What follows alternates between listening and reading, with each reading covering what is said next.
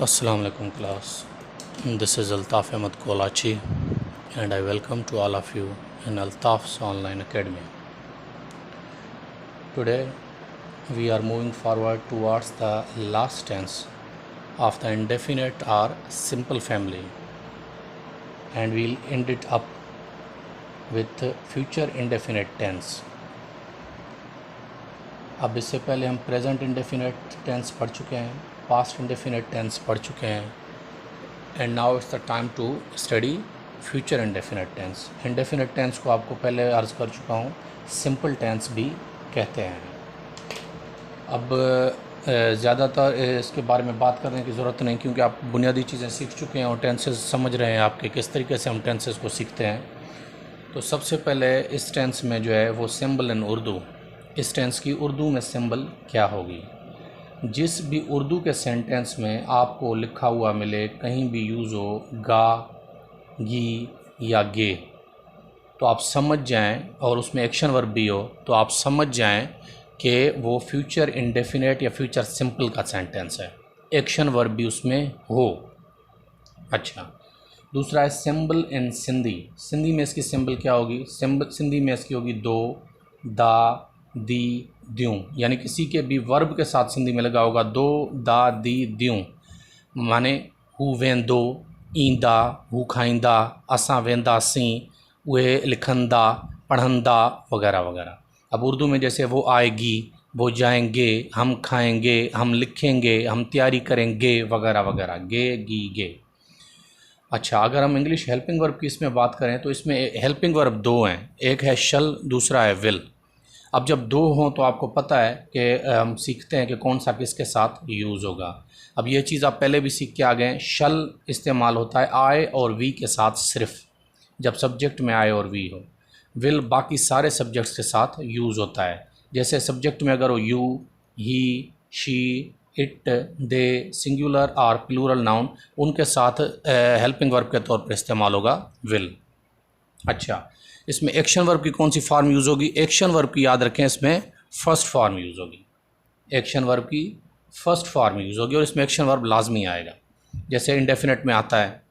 अब इसकी फॉर्मेशन या स्ट्रक्चर अगर हम पढ़ेंगे तो इसमें इसकी फॉर्मेशन ये है कि अगर पॉजिटिव का सेंटेंस है तो सबसे पहले आएगा सब्जेक्ट। अब प्रेजेंट और पास्ट इंडेफिनेट टेंस में क्या हो रहा था कि पॉजिटिव में हेल्पिंग वर्ब यूज़ नहीं हो रही थी, लेकिन यहाँ पर हेल्पिंग वर्ब पॉजिटिव में भी यूज़ होगी, तो ये सिंपल सेंटेंस है, माना इसको सीखने में कोई हमें मुश्किल नहीं होगी। वहाँ पर हेल्पिंग वर्ब नहीं यूज़ हो रही थी थोड़ा, तो फिर थोड़ी चेंजिंग आ रही थी, यहाँ पर कोई चेंजिंग नहीं है।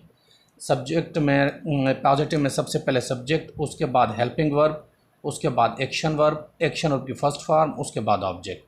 अगर सेंटेंस नेगेटिव है तो सबसे पहले सब्जेक्ट, सब्जेक्ट के बाद helping verb, helping verb depend करेगा सब्जेक्ट पर, उसके बाद नॉट, नॉट के बाद एक्शन वर्ब, एक्शन वर्ब के बाद ऑब्जेक्ट। अगर सेंटेंस इंटेरोगेटिव है तो सबसे पहले हेल्पिंग वर्ब, उसके बाद सब्जेक्ट, सब्जेक्ट के बाद एक्शन वर्ब, एक्शन वर्ब की फर्स्ट फॉर्म, उसके बाद ऑब्जेक्ट, उसके बाद क्वेश्चन मार्क।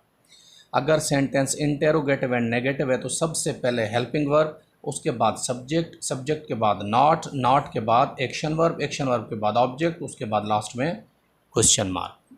ठीक हो गया। अच्छा, अगर हम इसका एग्जांपल लें तो सेंटेंस उर्दू में आपको इस तरीके से आएगा, वो ख़त लिखेगा।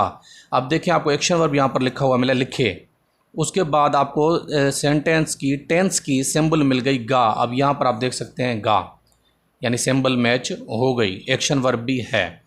अगर सिंधी में आपको सेंटेंस मिले हू ख़त लिखन दो, अब लिखना, लिखण यानी एक्शन वर्ब भी आ गया, उसके बाद इसकी सिंबल दो। अब यहाँ पर आप देख सकते हैं दो, यानी जिस सेंटेंस की सिंबल मैच हो जाए तो वील 100% श्योर कि this sentence belongs to future indefinite or simple tense. Positive sentence है तो सबसे पहले हम रखेंगे सब्जेक्ट ही, उसके बाद हेल्पिंग वर्ब, ही के साथ हेल्पिंग वर्ब कौन सा आएगा? ही के साथ आएगा विल, ही विल। उसके बाद एक्शन वर्ब की फर्स्ट फॉर्म लिखने की इंग्लिश है राइट, उसके बाद ऑब्जेक्ट खत, letter, a letter, he will write a letter. अगर नेगेटिव है तो सबसे पहले subject he, helping verb will, negative है तो नॉट, उसके बाद एक्शन वर्ब की first form write, object a letter. अगर इंटेरोगेटिव है तो सबसे पहले हेल्पिंग वर्ब विल, उसके बाद सब्जेक्ट ही, उसके बाद एक्शन वर्ब की फर्स्ट फॉर्म राइट, उसके बाद object a letter, question mark.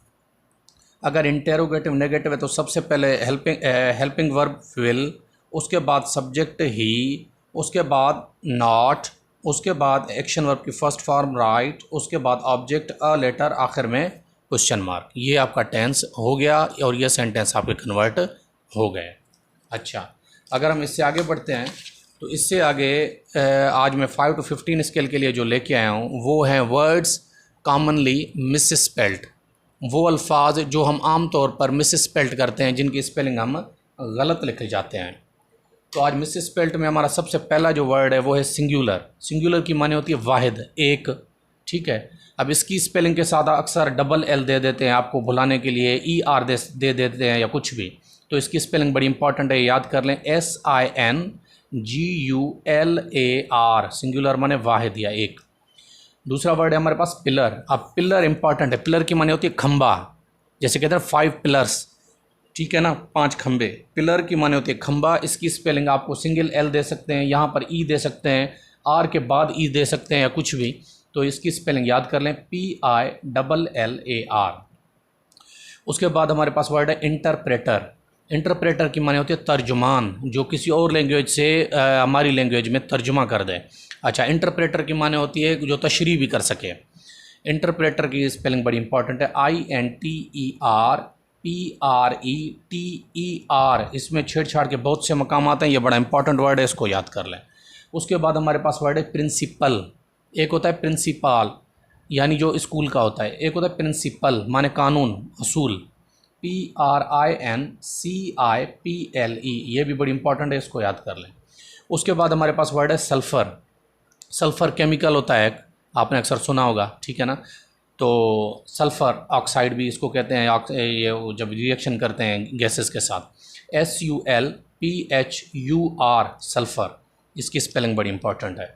उसके बाद हमारे पास वर्ड है नाइट। अब नाइट यानी बहादुर, ये खिताब भी दिया जाता था पहले ज़माने में, तो KNIGHT, ये बड़ा इंपॉर्टेंट वर्ड है, इसकी स्पेलिंग याद कर लें। उसके बाद हमारे पास वर्ड है नाइन्थ। अब नाइन्थ में नाइन हम NINE लिखते हैं, लेकिन याद रख लें नाइन्थ में ई नहीं आता, तो यहाँ पर वो आपको बुला सकते हैं, ये इंपॉर्टेंट वर्ड है, इसको याद कर लें, NINTH। उसके बाद हमारे पास वर्ड है मॉलिक्यूलर। मॉलिक्यूलर जैसे होता है साइंस में आपने पढ़ा होगा, मॉलिक्यूलर फार्मूला। मॉलिक्यूलर की माने होती है मॉलिक्यूल से बनी हुई या मॉलिक्यूल के साथ, मॉलिक्यूल के साथ, MOLECULAR, डबल एल आपको दे सकते हैं, ये सिंगल आएगा। उसके बाद हमारे पास वर्ड है ग्रामर। ग्रामर ये जो हम पढ़ रहे हैं किसी भी लैंग्वेज के रूल्स एंड रेगुलेशंस को ग्रामर कहते हैं। ग्रामर की स्पेल बड़ी इंपॉर्टेंट है, GRAMMAR, ग्रामर। उसके बाद आज का हमारा आखिरी वर्ड है लेयर। इसको लेयर कहते हैं, इसमें एस जो है वो साइलेंट है, LEISURE, लेयर, ये बड़ा इंपॉर्टेंट वर्ड है, इसकी स्पेलिंग भी याद कर लें। ठीक हो गया, आज का हमारा लेक्चर यहीं तक था, इंशाल्लाह इससे आगे हम कल चलेंगे। Thank you very much.